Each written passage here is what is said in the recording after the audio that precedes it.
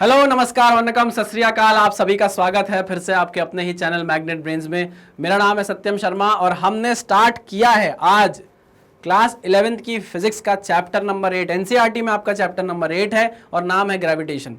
यार कमेंट में ये मत लिख देना कि सर वो रोटेशनल मोशन चैप्टर नंबर 7 क्यों नहीं पढ़ाया, सेंटर ऑफ मास क्यों नहीं पढ़ाया। आने वाला है, वो भी आने वाला है, मैं उसको ग्रेविटेशन के बाद पढ़ाता हूँ। ठीक है, ठीक है, मुझ पर भरोसा करिए, बस पढ़ते रहिए, आपको सारी चीज़ें मिलेंगी। अभी तक आपने जितना भी पढ़ा है उसमें मैंने कुछ भी ऐसा नहीं किया है जिसमें आपने शायद ऐसा कभी नोटिस कर लिया हो कि सर ये चीज़ नहीं पढ़ाई, ये चीज़ नहीं पढ़ाई। आपको हर चीज़ मैग्नेट ब्रेन्स में पढ़ाई जाती है और उतनी शिद्दत से पढ़ाई जाती है जितनी उसकी ज़रूरत है। चलिए भाई, लेक्चर को स्टार्ट करते हैं। आज के लेक्चर में हमको इंट्रोडक्शन जानना है थोड़ा सा हमारे ग्रेविटेशन से रिलेटेड। इससे पहले हम कंटेंट जान चुके हैं, थोड़ा सा ओवरव्यू ले चुके हैं कि आने वाले लेक्चर्स में हमको क्या पढ़ना होगा। चलिए क्लास को स्टार्ट करते हैं। यहां पर मैंने दो बॉडीज ली हैं, ठीक है ना, यहां पर दो बॉडीज ली हैं, यह है बॉडी ए और यह है बॉडी बी। ठीक, देखो मैं इंट्रोडक्शन बस दे रहा हूं, ये चीज आपको लॉ ऑफ ग्रेविटेशन में बताऊंगा, यूनिवर्सल लॉ ऑफ ग्रेविटेशन में ये चीज बताने वाला हूं, टेंशन मत लेना।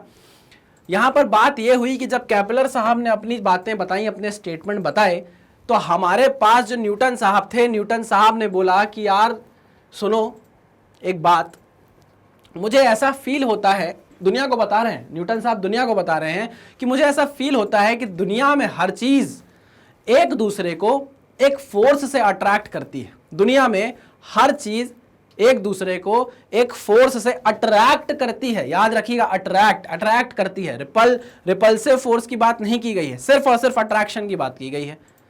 तो जैसे ही ये लोगों को पता चला तो क्लास 11th और क्लास 12th के लड़कों में भूकंप मच गया, हड़कंप मच गया। बोले अच्छा अच्छा अच्छा अच्छा अच्छा सुरेश, मैंने कहता था कि पिंकी मुझे अपनी तरफ खींचती है यार, मैं तेरे को बोला था ना कि पिंकी अपनी तरफ खींचती है। देख सर भी बता रहे हैं, आज सर ने आज बोला कि सारी दुनिया में हर ऑब्जेक्ट एक दूसरे को अट्रैक्ट करता है। ऐसे ही जब पिंकी क्लास में एंटर करती है ना, तो ऐसा लगता है कि मुझे पिंकी अपनी तरफ खींच रही है। तो मैं पहले बता दूं कि यह बिल्कुल गलत सोच है आपकी, ऐसा सोचना सही नहीं है। पिंकी से जाके पूछोगे तो पिंकी को तुम अट्रैक्ट नहीं कर रहे हो, अरे हाँ कि ना, समझे। यहां पर हम जो बात करने वाले हैं फोर्सेस की, वो एक्चुअल में बहुत बड़े बड़े ऑब्जेक्ट्स होने वाले हैं, विशाल ऑब्जेक्ट्स होने वाले हैं। जैसे हमारे बाहुबली में बड़े बड़े वो नहीं थे, मूर्ति बनी हुई थी, एकदम हेवनली ऑब्जेक्ट्स की बात करने वाले हैं, अर्थ की बात करने वाले हैं, सन की बात करने वाले हैं। तो ये कितने बड़े बड़े ऑब्जेक्ट्स है ना। लेकिन यही हम बोलेंगे कि ये फोर्सेस पॉइंट मास के लिए भी है, तो दिमाग हमारा चकराएगा कि अभी आप बोल रहे हो सर कि हेवनली ऑब्जेक्ट्स हैं, बड़े बड़े ऑब्जेक्ट्स हैं, और आप बोल रहे हो कि ये फोर्स पॉइंट मास के लिए हम पढ़ेंगे। सारी चीज़ों की बात मैं थोड़ी थोड़ी यहाँ पर करने वाला हूँ, फिर जैसे जैसे हमारा टॉपिक हमारे सामने आता जाएगा इसको हम डिटेल में डिस्कस करते जाएंगे, ठीक है ना। तो हमारे न्यूटन साहब ने बोला कि अगर ये बॉडी ए है और ये बॉडी बी है ना, मैं सेंटर बनाता हूँ इसका, ये सेंटर बनाता हूँ ये, तो ये दोनों बॉडी क्या कर रही हैं, एक दूसरे को अट्रैक्ट कर रही हैं। क्या कर रही हैं, एक दूसरे को अट्रैक्ट कर रही हैं, और दोनों एक दूसरे पे क्या लगा रही हैं, फोर्स लगा रही हैं। खास बात यह है इस फोर्स की, खास बात यह है इस फोर्स की कि ये एक लाइन के अबाउट लगता है, जो लाइन दोनों ही ऑब्जेक्ट के सेंटर को कनेक्ट करती है। क्या बोला मैंने, खास बात यह है इस अट्रैक्टिव फोर्स की कि अट्रैक्टिव फोर्स उस लाइन के अलॉन्ग लगता है जो लाइन दोनों ही ऑब्जेक्ट के सेंटर को जोड़ती है, ठीक है। तो चलिए मैं ये बोल रहा हूं, ये वो फोर्स है जो ए पे लग रहा है बी के द्वारा, force applied on A due to B, और ये वो फोर्स है जो बी पे लग रहा है ए के द्वारा, ठीक है। क्लियर बात है, हाँ। और हमको ये भी बताया गया कि ये जो फोर्स है ना ए बी, ये क्या है, ये बिल्कुल मैग्नीट्यूड में बराबर है किसके, बी ए के बराबर है, बस इसका डायरेक्शन क्या है, अपोजिट है, ठीक है ना।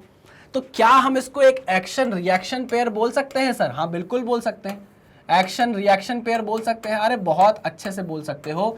एक्शन रिएक्शन पेयर का ही मतलब यह होता है कि एक्शन रिएक्शन पेयर का क्या मतलब होता है कि एक फोर्स एक ऑब्जेक्ट पे लगे, उसका सेम मैग्नीट्यूड का अपोजिट डायरेक्शन में दूसरे सरफेस पे लग जाए, हाँ कि ना, हाँ वही तो हो रहा है, बिल्कुल हो रहा है। अच्छा, दूसरी इंपॉर्टेंट बात जो मैंने आपसे की कि यहां पर this force is along center line, this force is along center line या मैं बोल दूं this force is along the line joining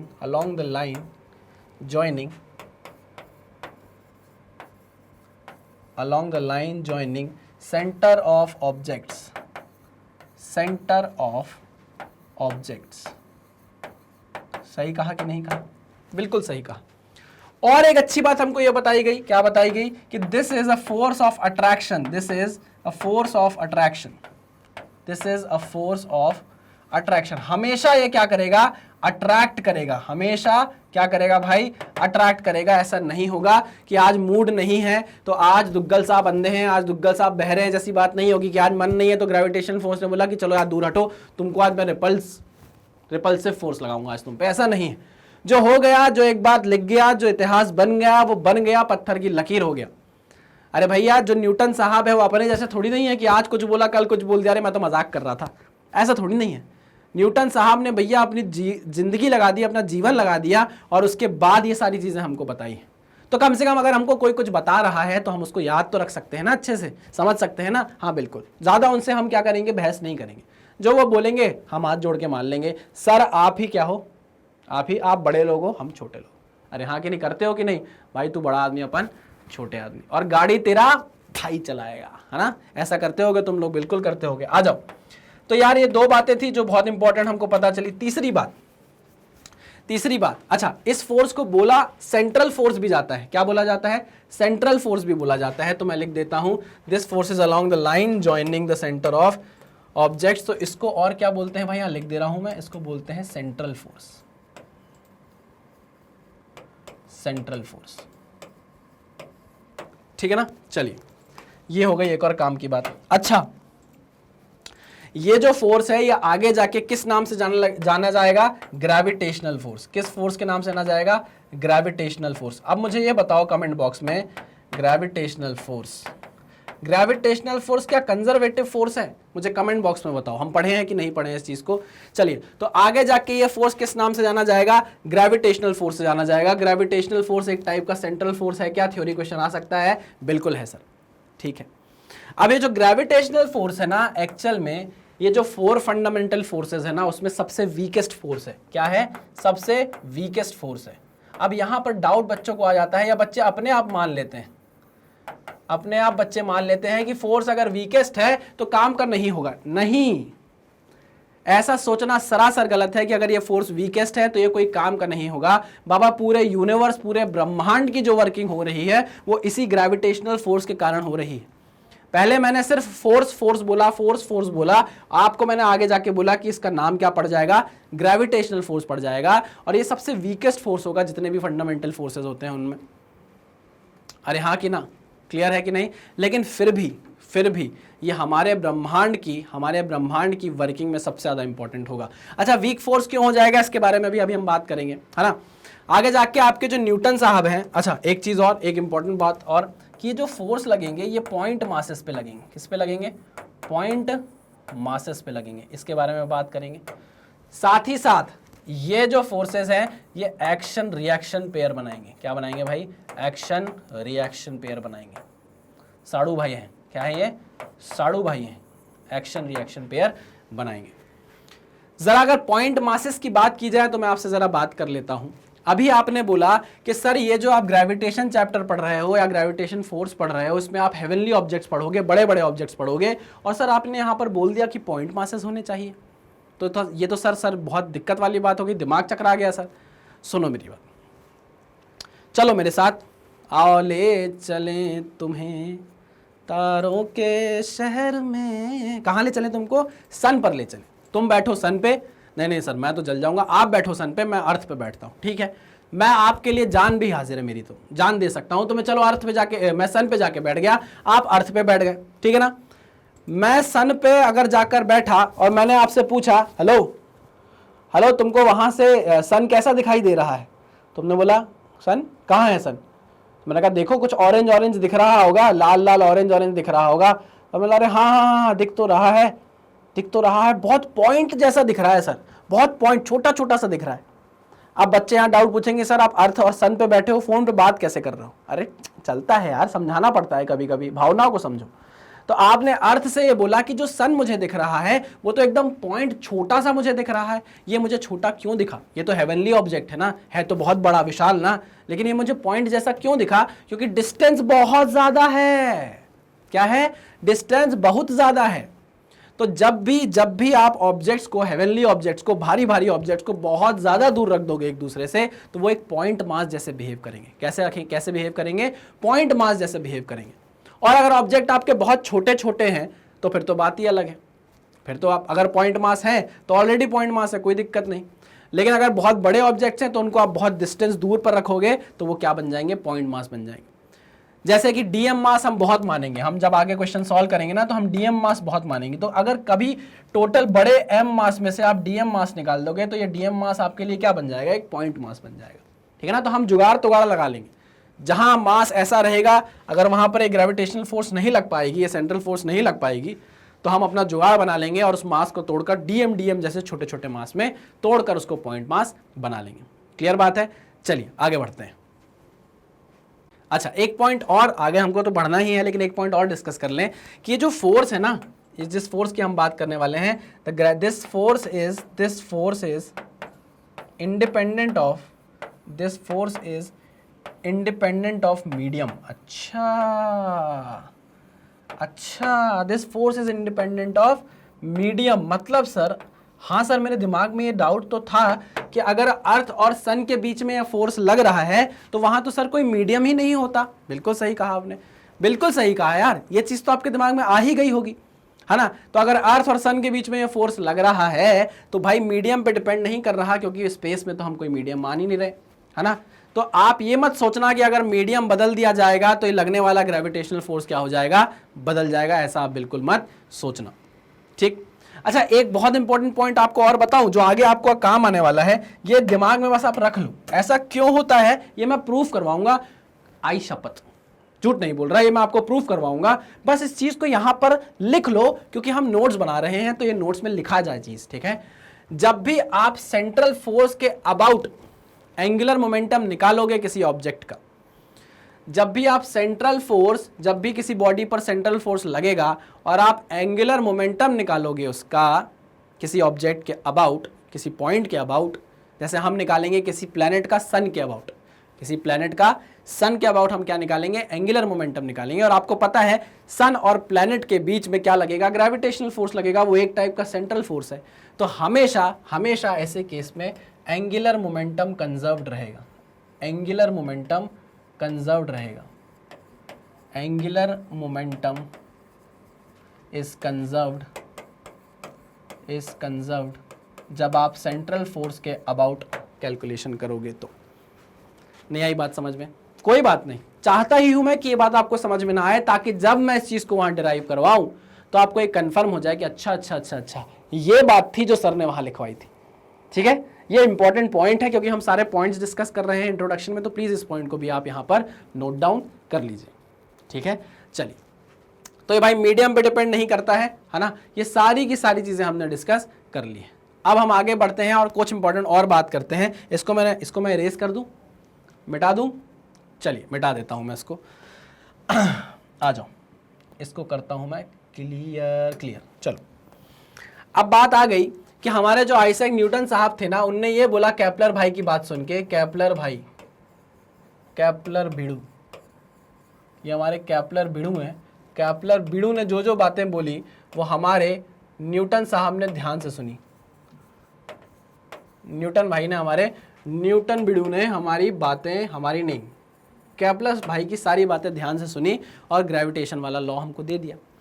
उनने हमको ये बताया, न्यूटन साहब ने हमको ये बताया कि ये जो फोर्स ऑफ ग्रेविटेशन है, क्या बताया भाई, ये जो ग्रेविटेशनल फोर्स है एफ जी जिसकी आप बात कर रहे हो, ये एक्चुअली दो चीज़ों के प्रोपोर्शनल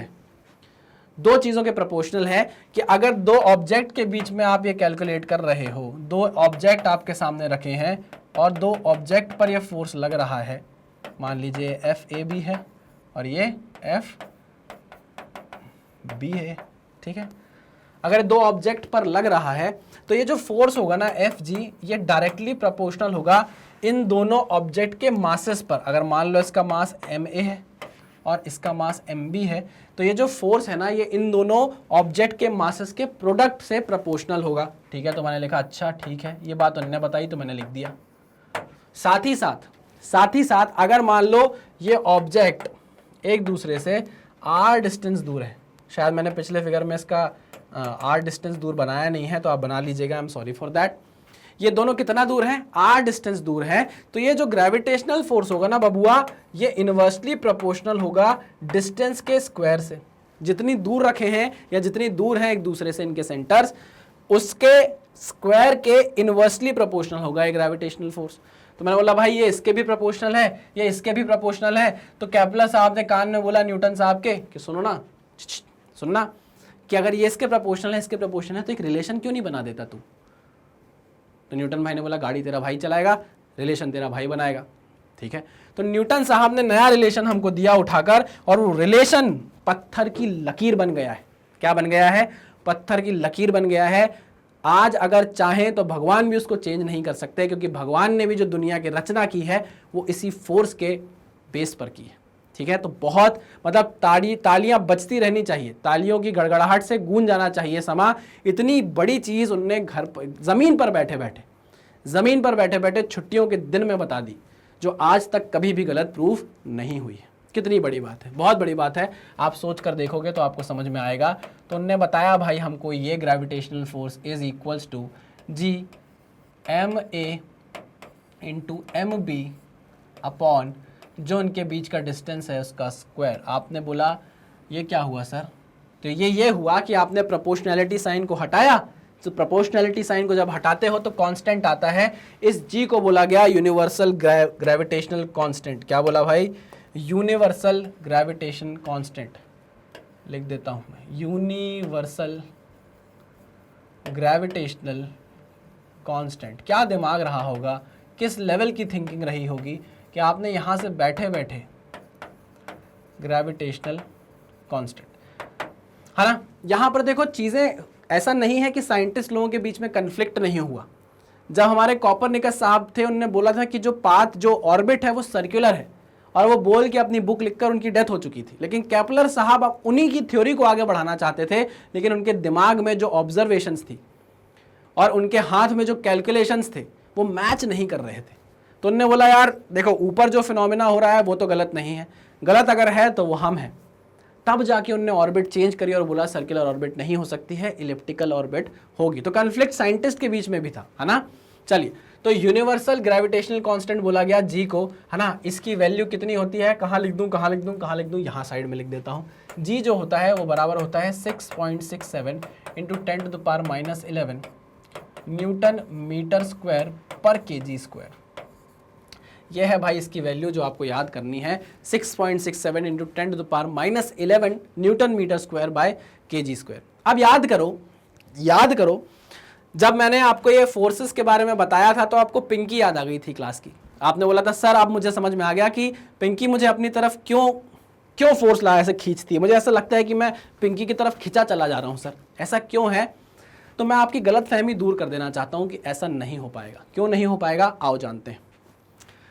चलिए मैं ये डायग्राम मिटाता हूँ, है ना, तभी आप अच्छे से समझ पाओगे। आओ, मान लो तुम्हारी जो पिंकी है, पिंकी तो खैर तुम्हारी जो पिंकी है, ये तुम्हारी पिंकी है ना, ये पिंकी खड़ी हुई है। सर मेरी पिंकी इतनी गंदी नहीं दिखती सर। अरे देखो सुंदर बनाया तुम्हारी पिंकी को, ये देखो अब बढ़िया लग रही है पिंकी, बढ़िया लग रही है। और तुमको मैं खड़ा कर देता हूँ उसके सामने, ये देखो ये तुम हो, है ना, ये तुम्हारे बाल, ठीक, हॉक, ठीक है। अब तुम बोल रहे हो कि यार तुमको पिंकी अपनी तरफ खींच रही है ना, तुमने ये सोचा कि तुमको पिंकी अपनी तरफ खींच रही है ना। लेकिन मैं तुमको क्या बोला कि ये फोर्स तो पेयर में एग्जिस्ट करता है, एक्शन रिएक्शन पेयर बनाता है, तो पिंकी को भी तुम अपनी तरफ खींच रहे होगे, है ना। मान लो तुम्हारी पिंकी का वजन है 50 kg, अच्छा मेंटेन किया हुआ है पिंकी ने, है 50 kg, ठीक है ना। और तुम हो एकदम मोटे ताजे, mass of Pinky, mass of Suresh, तुम्हारे वजन है भाई 75 किलो, एकदम मोटे ताजे तुम, है ना। पेट निकाल देते तुम्हारा, ये लो पेट निकाल दिया, ठीक है ना, ना पेट निकला हुआ। अब ये देखो तुम्हारा वजन 75 kg, पिंकी का वजन 50 kg। तुम यहाँ रखोगे इस फॉर्मूले में, वजन रखा तुमने 75 50 75 50, ठीक है ना। मान लो तुम दोनों के बीच की दूरी कितनी होगी, ज़्यादा से ज़्यादा 2 मीटर, 3 मीटर, 4 मीटर, चलो मैं मान लेता हूँ 5 मीटर, तुम्हारे बीच की दूरी है 5 मीटर, ठीक है ना। तो आर की वैल्यू कितनी हो गई? 5 मीटर। चलो तो यहाँ हम देखते हैं कि पिंकी आपको और आप पिंकी को कितने फोर्स से अट्रैक्ट कर रहे हैं, चलिए देखते हैं। तो ग्रेविटेशनल कांस्टेंट था 6.67 इंटू 10⁻11, वजन है एक का 50, एक का 70, और दूरी है दोनों के बीच की कितनी? 5 का स्क्वायर, ठीक है ना। तो हम बोल देते हैं ये 5, ये 5, तो ये 5 से कट गया, 5 दाम 50, और ये कितना हो जाएगा? ये 5 एकम 5 चौको 20, ठीक है, ये आ गई वैल्यू। अब आप देखो ये 10⁻11 है, ये 10 है, तो ये कितना हो जाएगा? 10⁻10 हो जाएगा, और ये 14 से मल्टीप्लाई हो जाएगा। तो अभी भी 10⁻10 इस मैग्नीट्यूड की फोर्स आएगी। सोचो कितनी कम फोर्स आएगी। आप पिंकी को और पिंकी आपको कितने छोटे फोर्स से अट्रैक्ट कर रहे हैं।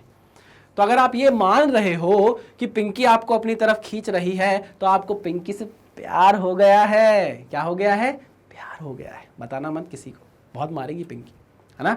लेकिन पिंकी आपको अपनी तरफ किसी भी फोर्स से नहीं खींच रही है। अगर मान लो खींच भी रही है तो वो बहुत बहुत बहुत बहुत बहुत 10⁻10 लेवल के फोर्स का बराबर है। इतना छोटा फोर्स है ना।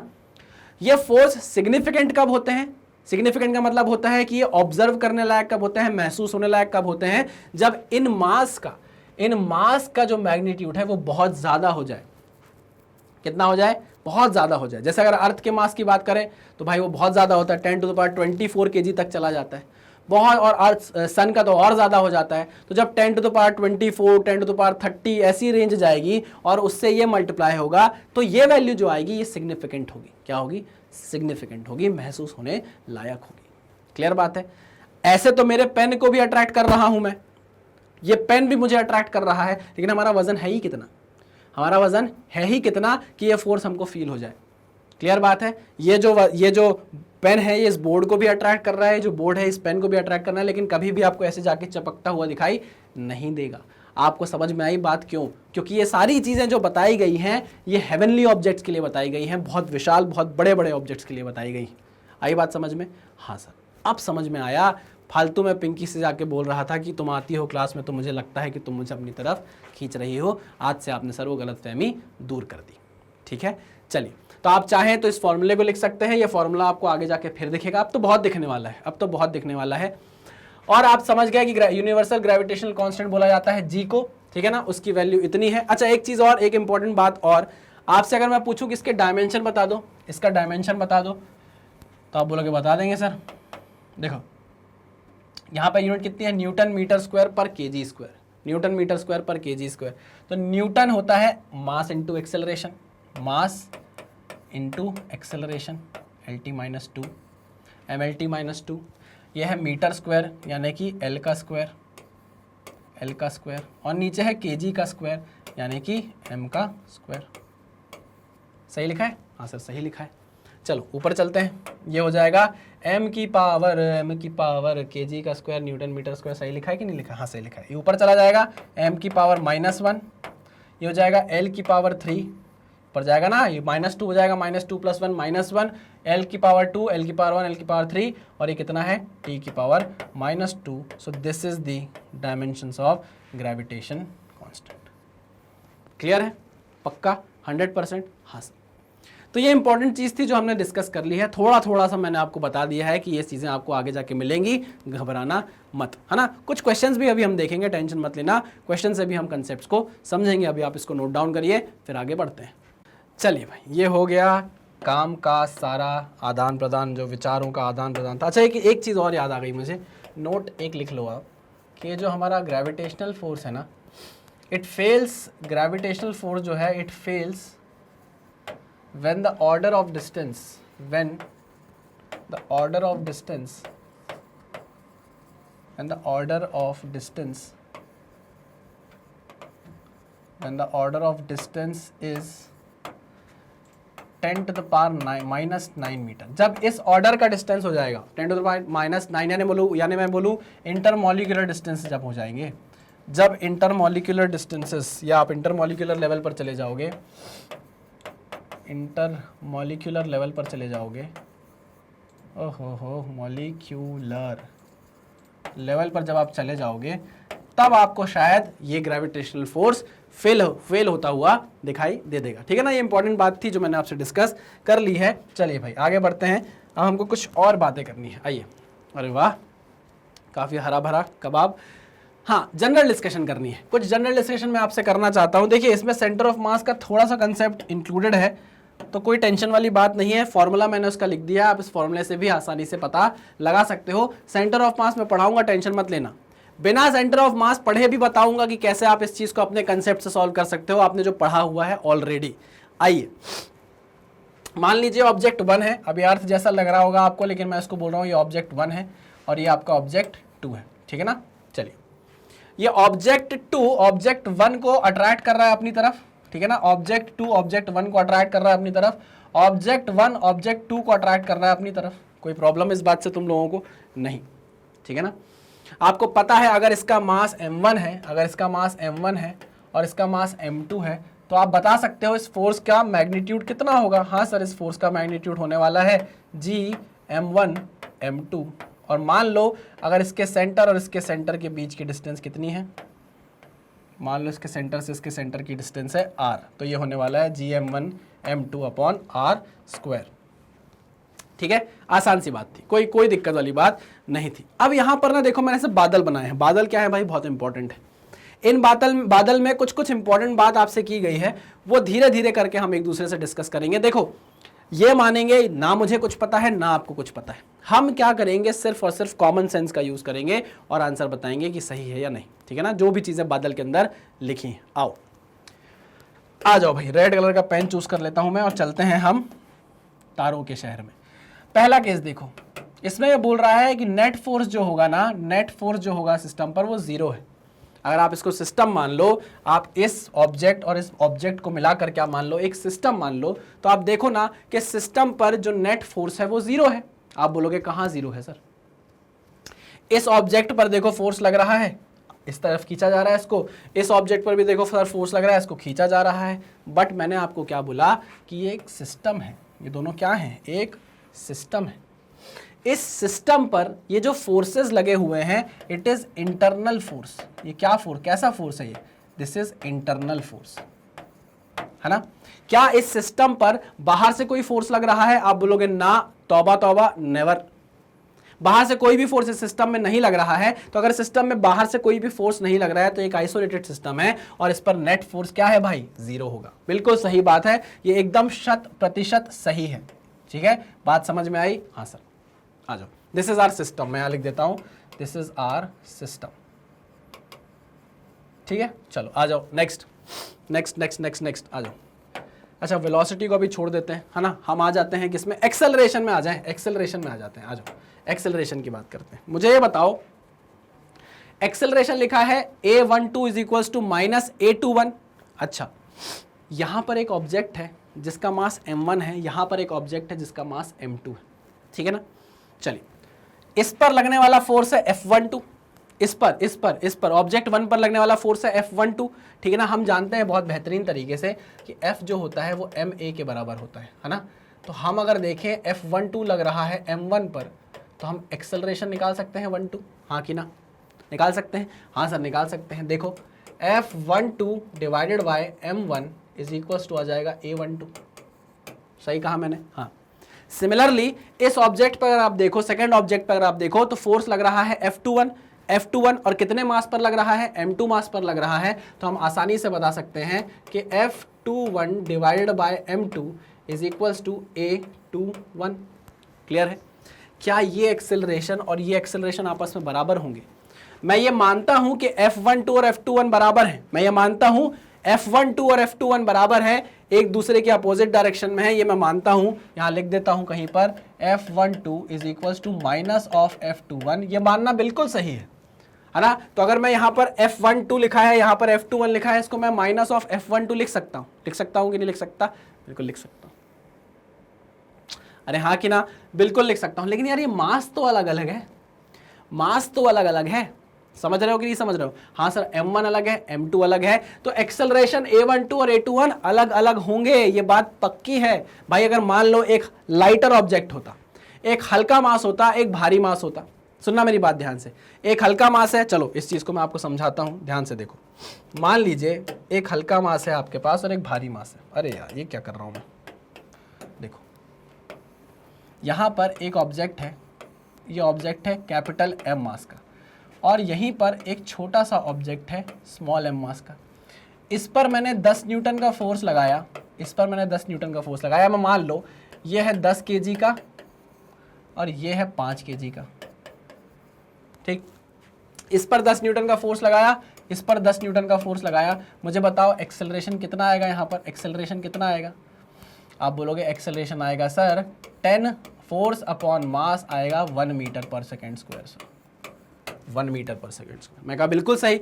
मैं कहा इसका एक्सेलरेशन बताओ कितना आएगा? आप बोलोगे सर इसका एक्सेलरेशन होगा force upon mass is equal to 2 metre per second square. ये एक्सेलरेशन होगा छोटे वाले मास का। आप यहां साफ साफ देख पा रहे हो कि A2 is greater than A1, A2 is greater than A1। क्यों? क्योंकि M2 is less than M1, है ना। किस केस में?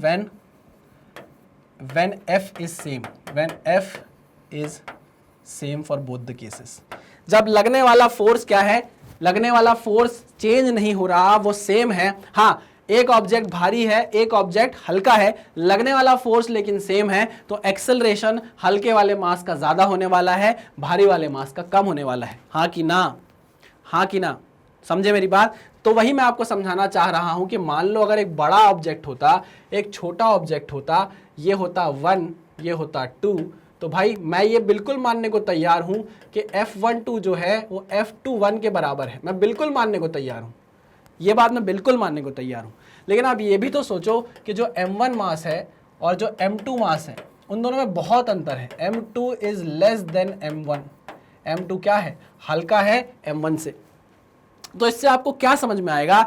जो हल्का मास है उस पर सेम फोर्स लगाने से उसका एक्सेलरेशन ज्यादा हो जाता है। तो हम ये बोलेंगे कि भाई एक्सेलरेशन तो होगा A21, बट ये जो एक्सेलरेशन होगा A12, उससे क्या होगा? ये एक्सेलरेशन ज्यादा होगा। क्या बोला मैंने? A21 is greater than A12। ये वाली बात सही होगी बिल्कुल, है ना। लेकिन ये दोनों बराबर होंगे, ये बोलना सरासर क्या होगा भाई? गलत होगा। आपको शायद ये बात समझ में आ गई होगी, है ना। चले वापस कंसेप्ट पर, चले वापस। हाँ सर वापस चलिए कंसेप्ट पर। तो ये देखिए, तो यहां पर हमने बोला क्या A12 बराबर होगा माइनस ऑफ A21 के। आप बोलोगे नहीं, ये बिल्कुल भी सही नहीं हो सकता कहीं से कहीं तक। तो इसको हमने क्या कर दिया? गलत साबित कर दिया। ठीक, क्लियर, पक्की बात? हाँ सर, इसको मैं यहां से क्या करता हूं? मिटाता हूं। आ जाओ। अब यहां पर आ गई एक इंपॉर्टेंट चीज, ये लगाता हूं मैं यहां स्टार, और वो पूछ रहा है बताओ acceleration of centre of mass of the system 0 होगा क्या? पूछ रहा है आपसे, वो बोल नहीं रहा, वो आपसे पूछ रहा है कि ऐसा होगा या नहीं होगा। तो मुझे एक बात बताओ, ये आपका एक सिस्टम है, ये लाल डब्बे में ये आपका एक सिस्टम है, ठीक। क्या इस सिस्टम को हिलाने के लिए कोई एक्सटर्नल फोर्स बाहर से लग रहा है? नहीं।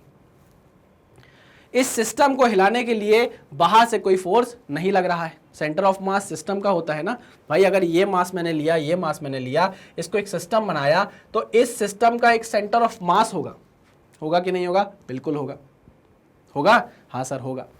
लेकिन इस सिस्टम और इस सिस्टम पर क्या बाहर से कोई फोर्स लग रहा है? मैंने पहले ही बोल दिया नहीं, बाहर से कोई भी फोर्स नहीं लग रहा।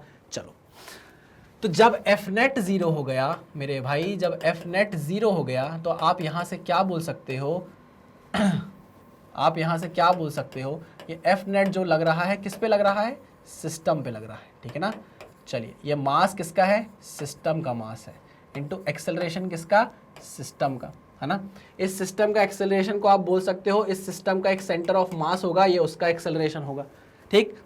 ठीक है, चलिए, तो जब ये चीज 0 हो गई, इफ दिस इज 0, मास तो 0 हो नहीं सकता भाई। अब ये ऑब्जेक्ट है, ये ऑब्जेक्ट है, इसका मास 0 तो है नहीं, कुछ ना कुछ मास इसका भी होगा, कुछ ना कुछ मास इसका भी होगा। तो भाई ये तो 0 नहीं हो सकता, तो फिर क्या 0 हुआ होगा? सेंटर ऑफ मास का एक्सेलरेशन 0 हुआ होगा। सेंटर ऑफ मास का एक्सेलरेशन 0 हुआ होगा। आप मेरी बात समझो कि इस ऑब्जेक्ट को ये फोर्स इस डायरेक्शन में खींच रहा है, इस ऑब्जेक्ट को ये फोर्स इस डायरेक्शन में खींच रहा है, इंटरनल फोर्स एक दूसरे पर लग रहे हैं, उसके कारण एक्सेलरेशन भी है। मैं ये नहीं बोल रहा कि एक्सेलरेशन नहीं है, A12 भी है और यहां से एक्सेलरेशन A21 भी है, लेकिन ये इंडिविजुअल ऑब्जेक्ट के क्या है? इंडिविजुअल ऑब्जेक्ट के है कि नहीं। लेकिन अगर मैं इनको एक सिस्टम बना दूं तो ये बोल सकता हूं कि ये हमेशा ऐसे ही रहेंगे, है ना, ये हमेशा ऐसे ही रहेंगे। इनका जो सेंटर ऑफ मास है उसके पास कोई एक्सेलरेशन नहीं है। क्यों? क्योंकि इस सिस्टम पर बाहर से कोई भी फोर्स नहीं लग रहा है। अगर बाहर से कोई फोर्स लग रहा होता तो सेंटर ऑफ मास के पास अपने आप एक्सेलरेशन आ गया होता। क्लियर बात है? 100% पक्का? ठीक है, चलिए ये भी बात क्या हो गई, एकदम सही हो गई, एकदम बात सही है, क्योंकि एफ नेट 0 है। रीजन लिख दे रहा हूं, क्योंकि एफ नेट क्या है, 0 है। अच्छा, एक चीज और, अगर आपको अभी भी लग रहा हो कि सर ऐसा कैसे हो सकता है कि ये ऑब्जेक्ट जा रहा है, ये भी ऑब्जेक्ट आगे की तरफ आ रहा है, लेकिन सेंटर ऑफ मास का एक्सेलरेशन 0 है, अगर आपको नहीं समझ में आ रहा तो आइए जरा बात करते हैं। आइए जरा बात करते हैं इस मैटर पर भी, थोड़ा समझने की कोशिश करिएगा, है ना, क्योंकि आपको कंफ्यूजन हो रहा है, इसलिए मैं इस चीज पर बात कर रहा हूं। देखो, एक ऑब्जेक्ट हमने लिया बड़ा, एक ऑब्जेक्ट हमने लिया छोटा, ठीक है ना। इस ऑब्जेक्ट का मास है कैपिटल एम, इस ऑब्जेक्ट का मास है स्मॉल एम, ठीक। इस पे लग रहा है फोर्स F12, इस पे फोर्स लग रहा है F21 along the centre line, ठीक है ना, सेंट्रल फोर्स है क्योंकि। चलिए, हम ये जानते हैं कि F12 जो है वो माइनस ऑफ F21 के बराबर है, ठीक है। लेकिन हम ये भी जानते हैं कि इन दोनों का मैग्नीट्यूड किसके बराबर होगा, ओहो हो, इसका मैग्नीट्यूड किसके बराबर होगा, मैं लिख देता हूँ सीधे सीधे, F12 is equal to capital G capital M into small m upon, इनके बीच का डिस्टेंस ले लो, कितना है, R, कितना हो गया, R², ठीक है ना। चलिए, वेरी गुड।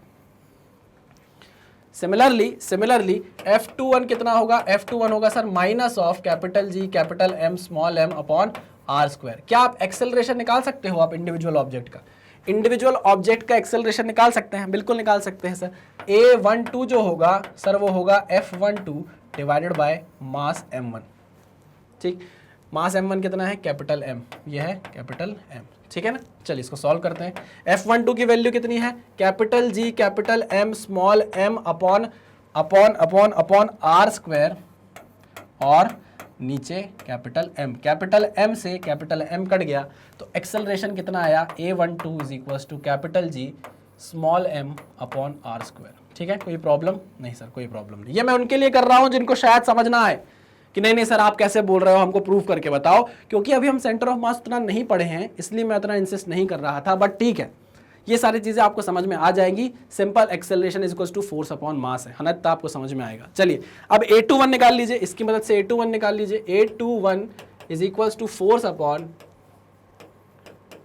अपॉन क्या हो गया ये, फोर्स अपॉन डिस्टेंस का स्क्वायर, माइनस भी लगा हुआ है, और मास, नीचे मास नहीं आई, बात समझ में आ रही है, देखो ना, माइनस ऑफ F21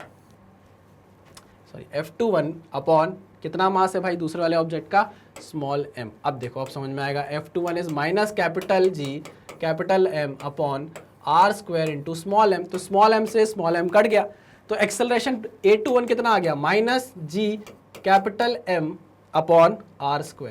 अब देखो A12 है capital G into small m upon R² के बराबर, A21 है minus capital G into capital M upon R² के बराबर, तो आप बोल ही नहीं सकते कभी कि A12 बराबर है A21 के, कभी नहीं बोल सकते, कभी भी नहीं बोल सकते, सरासर गलत होगा। लेकिन अगर आपसे पूछा जाए कि सेंटर ऑफ मास का एक्सेलरेशन बता दो कितना है, अगर आपने बोला है 0 है, तो आप चेक कर सकते हो इसी रिलेशन से, चेक कर सकते हो इस रिलेशन से। कैसे बताऊं, अभी बताऊं, चलिए देखते हैं। इसको अगर आपको नोट डाउन करना है तो आप अपने नोट्स में इसको लिख लीजिए, अभी आपको मैं आगे लेकर चल रहा हूं। चलिए आगे बढ़ते हैं, पूरा नहीं मिटाता, नहीं तो आपको समझ में नहीं आएगा, ऑब्जेक्ट बने रहने दो, आ जाओ। अब मैं अगर इसको एक सिस्टम मान लूं, दोनों ऑब्जेक्ट को मिलाकर एक सिस्टम मान लूं, जो मैं मानने जा ही रहा हूं, अगर आप मना भी करोगे तो भी मैं नहीं रुकूंगा, सिस्टम तो मैं मान कर रहूंगा। चलो, ये मेरा एक सिस्टम बन गया, ओहो, अरे ओहो, चोट हो गई, आ जाओ। ये हमारा एक सिस्टम बन गया, ठीक है ना, सिस्टम बन गया, इसमें बाहर से कोई भी फोर्स नहीं लग रहा। ये बात मैंने आपको कंसेप्चुअली समझाई थी। अगर हम सेंटर ऑफ मास की बात करें कि मान लो इस पूरे ऑब्जेक्ट का, इस पूरे सिस्टम का कहीं सेंटर ऑफ मास यहाँ कहीं है, मान लिया हमने यहाँ कहीं सेंटर ऑफ मास है इसका, मान लिया, साथ जो भारी ऑब्जेक्ट है उसके पास जाएगा हमारा सेंटर ऑफ मास, बाद में पढ़ेंगे, ठीक है सर। तो मैं ये बोल रहा हूं कि अगर आपको एक्सेलरेशन सेंटर ऑफ मास के अबाउट निकालना है या सेंटर ऑफ मास का एक्सेलरेशन निकालना है, तो इसका सिंपल सा फॉर्मूला होता है m1 a1 plus m2 A2 upon A1 plus A2 upon A1 plus A2। ये देखो मैंने यहाँ पर लिख कर भी बताया है आपको, ये देखिए लिखा हुआ है कि नहीं, M1 प्लस M2 है, सॉरी मैंने गलत लिख दिया है, M1 प्लस M2। ठीक है, चलिए आगे बढ़ते हैं। ओहो, चलिए भाई, M1 की वैल्यू कितनी है, कैपिटल M। एक्सेलरेशन A1 कितना आया था, एक्सेलरेशन A1 आया था हमारा Gm अपॉन R स्क्वायर, यही आया था क्या, यही आया था। कैपिटल G हम निकाल रहे हैं पहली बॉडी का, तो पहली बॉडी के लिए जो एक्सेलरेशन आता है mm तो कट जाएगा, बचेगा स्मॉल m, तो ये आ गया Gm अपॉन R स्क्वायर। ठीक है, चलिए ओके, यहाँ क्या आएगा, प्लस M2 कितनी थी वैल्यू, स्मॉल m, एक्सेलरेशन कितना आया था, minus G capital M upon R square upon M1 plus M2 आया। अब आप देखो Gmm upon R square, Gmm upon R square minus sign, तो ये प्लस हटेगा माइनस लग जाएगा, तो ये पूरी वैल्यू क्या आने वाली है, ये पूरी वैल्यू 0 होने वाली है। तो आप यहाँ से सीधे सीधे बता सकते हो कि सेंटर ऑफ मास का एक्सेलरेशन कितना है, 0 है। ठीक, ये प्रूफ कर दिया हमने। लेकिन मैं आपको ये इसलिए नहीं बताना चाहता था क्योंकि आपने सेंटर ऑफ मास अभी पढ़ा नहीं है, सिर्फ और सिर्फ एक लॉजिक से मैं आपको ये चीज़ उठाकर लेकर आगे बढ़ने वाला था। लेकिन कोई बात नहीं, अगर आपको डाउट था तो मैंने ये क्या कर दिया है, सॉल्व कर दिया है। जिसको लिखना है वो लिख सकता है, स्क्रीनशॉट ले सकता है, फिर हम आगे बढ़ते हैं। चलिए, तो ये बात आपको समझ में आ गई, इसको इरेज कर देता हूँ, है ना। तो यहाँ पर सेंटर ऑफ मास की थोड़ी सी हमको ज़रूरत पड़ी, वैसे तो पड़ती नहीं, अगर आप मेरी बात सुन लेते हैं, मेरी बातों पर थोड़ा सा भरोसा कर लेते। चलिए कोई बात नहीं, सेंटर ऑफ मास जब पढ़ेंगे तो ये चीज़ों को हम वापस लेकर आएंगे, डिस्कस करेंगे आपसे। चलिए, ये कर लिया, ये होगा, ये बिल्कुल राइट मार दिया, ये नहीं हो सकता, रॉन्ग कर दिया हमने इसको, पहला वाला एकदम राइट कर दिया है। आइए बात करते हैं इन तीनों चीज़ों के बारे में। देखो, velocity v1 is equal to v2 is equal to constant, है ना, v1 is equal to v2 is equal to constant. अभी ये वेलोसिटी कॉन्स्टेंट लिखा है, एक ही बात है, चलो इसको हटा दो अभी पहले से, है ना, इसको अभी आप हटा दो, इसकी बात नहीं करेंगे, इसकी बात करेंगे। v1 वेलोसिटी और v2 वेलोसिटी कांस्टेंट है, ये बोल रहा है v1 वेलोसिटी और v2 वेलोसिटी 0 है, और बोल रहा है velocity of centre of mass 0 है। आइए ज़रा इसके बारे में बात करते हैं। यहाँ पर जो ये लिखा हुआ है ना, शायद ये होगा सेंटर ऑफ मास, है ना, यहाँ पर मिसप्रिंट हो गया, चलिए कोई बात नहीं, मिसप्रिंट क्या, प्रिंट ही नहीं हुआ है। आओ बात करते हैं। देखिए, यहाँ पर जो v1 वेलोसिटी v2 वेलोसिटी 0 बोली गई है, कि मान लीजिए इसकी वेलोसिटी v1 है, इसकी वेलोसिटी v2 है, ऐसा बोल दिया गया, है ना। इसको अगर मैं दूसरे कलर से लिखूंगा तो दिखेगा क्या, एक सेकंड लिख लूँ, लिख के, एक सेकंड, हाँ ये सही है, ये v1 वेलोसिटी है, ये v2 वेलोसिटी है। बोल रहा है कि ये 0 है। अरे ऐसे कैसे भैया, इसके पास एक्सेलरेशन है, उसके बाद एक्सेलरेशन है, फोर्स लग रहा है, वेलोसिटी 0 कैसे हो जाएगी, तो ये सरासर क्या हो गया, गलत हो गया, ऐसा नहीं हो सकता, ऐसा बोलना सही नहीं है। ठीक है, अच्छा, अगर हम बात करें कि वेलोसिटी कांस्टेंट है, क्या इसकी वेलोसिटी कांस्टेंट चल रही है, अरे ऐसा कैसे हो सकता है, जब एक्सेलरेशन है इसके पास a12 a21, तो वेलोसिटी कांस्टेंट कैसे चल सकती है, वेलोसिटी कांस्टेंट कैसे चल सकती है, वेलोसिटी तो बढ़ेगी ना, अरे हाँ कि ना, तो ये भी चीज़ क्या है, सही नहीं है। अच्छा, क्या बचा, velocity of centre of mass 0 है या velocity of centre of mass constant है, इस पर अब बहस जारी होगी, बहस चालू करेंगे अब, इस पर डिबेट चालू करेंगे। देखो मेरी बात सुनो, आपके सेंटर ऑफ मास का एक्सेलरेशन 0 है, जब भी किसी बॉडी का एक्सेलरेशन 0 होता है, याद करो, एक्सेलरेशन अगर 0 है किसी बॉडी का, तो उसकी वेलोसिटी 0 होती है कि उसकी वेलोसिटी कांस्टेंट होती है, बताओ मुझे, पढ़ा है ना पहले। अरे एक्सेलरेशन अगर 0 है तो या तो दो बातें हो जाएंगी, पहली बात क्या, वेलोसिटी 0 होगी या फिर वेलोसिटी कांस्टेंट होगी। लेकिन यहाँ पर वेलोसिटी 0 तो नहीं है ना, सेंटर ऑफ मास की वेलोसिटी 0 थोड़ी नहीं है, यहाँ पर वेलोसिटी क्या होगी, कांस्टेंट बनी रहेगी। देखो मैं आपको बता रहा हूँ, एक्सेलरेशन अगर 0 है तो दो केस बन सकते हैं, या तो वेलोसिटी 0 या तो वेलोसिटी कांस्टेंट। देखो वेलोसिटी 0 रहे लेकिन कांस्टेंट बनी रहे, फिर मेरी बात सुनना, अंतर है दोनों बातों में। अगर एक्सेलरेशन 0 है तो आप ये मानो कि वेलोसिटी को कांस्टेंट ही रहना पड़ेगा, भले ही वो 0 ही क्यों ना कांस्टेंट रहे, 0 ही क्यों ना बनी रहे, लेकिन उसको क्या रहना पड़ेगा, हमेशा कांस्टेंट रहना पड़ेगा, क्योंकि एक्सेलरेशन क्या है, 0 है। क्लियर है, हमेशा 0 रहेगी ऐसा बोलना गलत है, लेकिन हमेशा कांस्टेंट रहेगी ये बोलना एकदम सही है। अब वो कांस्टेंट में 0 बनी रहे, 0 कांस्टेंट बनी रहे तो बात अलग है, लेकिन अगर आप 100% 100% आंसर आपसे कोई पूछे कि एक्सेलरेशन अगर 0 है तो वेलोसिटी क्या रहती है, आप बोलोगे वेलोसिटी कांस्टेंट रहती है। आई मेरी बात समझ में? तो अगर सेंटर ऑफ मास का एक्सेलरेशन 0 है तो आप समझ जाना कि सेंटर ऑफ मास की वेलोसिटी भी क्या होगी? कांस्टेंट होगी। सेंटर ऑफ मास की वेलोसिटी भी क्या होगी भाई? कांस्टेंट होगी। क्लियर? पक्का 100%। चलिए भाई, तो हम ये समझ गए कि ये वाला एकदम सही है भाई पॉइंट, ये वाला पॉइंट एकदम गलत है। ठीक, क्लियर? 100%। चलिए अब आप क्या करिए, मैं आपको बता रहा हूं, 2 ऑब्जेक्ट बनाइए अपने नोट्स में, आपको 5 सेकंड का टाइम दूंगा, 2 ऑब्जेक्ट बनाइए फटाफट, और ये जो जो चीजें सही है ना, जो जो चीजें सही है उसको लिख लीजिए, आपके नोट्स में बहुत काम आएगी, है ना? सही सही चीजों को एकदम लिख लीजिएगा, रॉन्ग रॉन्ग चीजों को बाद में अलग से लिखकर काट दीजिएगा। ठीक है, इतना करिए, फिर हम आगे बढ़ रहे हैं। चलो भाई, जनरल डिस्कशन इसी तरीके से हमने कर लिया। देखो ये कुछ इंपॉर्टेंट चीजें थी जो हमने हंसी मजाक में डिस्कस कर ली हैं। हम इस लेक्चर को अब करने वाले हैं एंड। नेक्स्ट लेक्चर में हम पढ़ेंगे ग्रेविटेशनल लॉ के वेक्टर फॉर्म को। वेक्टर फॉर्म को सर आपने अभी तो ग्रेविटेशनल लॉ बताया नहीं बाबा, मैंने अभी आपको एक फॉर्मूला बताया, वही हमको ग्रेविटेशन लॉ में पढ़ना होता है, वही फोर्स ऑफ ग्रेविटेशन होता है जो हमने Gmm/r² बोला। ठीक है ना? ऐसा कुछ बहुत विशाल नहीं था जो हमें अलग से डिस्कस करना चाहिए था, उसी में हमने थोड़ी मोड़ी बातें कर ली, थोड़ी सेंट्रल फोर्स की बातें कर ली। सेंट्रल फोर्स अगर है तो उसको ग्रेविटेशनल फोर्स को ही हम सेंट्रल फोर्स बोलते हैं। सेंट्रल फोर्स की खासियत क्या थी वो मैंने आपको बता दिया। ग्रेविटेशनल फोर्स पॉइंट मासेस के बीच में लगता है, ये मैंने आपको बता दिया। इंडिपेंडेंट ऑफ मीडियम होता है, ये मैंने आपको बता दिया। हमेशा सेंटर टू सेंटर लगता है, ये मैंने आपको बता दिया। एक्शन रिएक्शन पेयर बनाता है, ये मैंने आपको बता दिया। सारी की सारी चीजें मैंने आपसे डिस्कस कर ली हैं। नेक्स्ट लेक्चर में मिलेंगे हम vector form of gravitation law को लेकर। तब तक सावधान रहिए, सतर्क रहिए, पढ़ते रहिए। Thank you very much.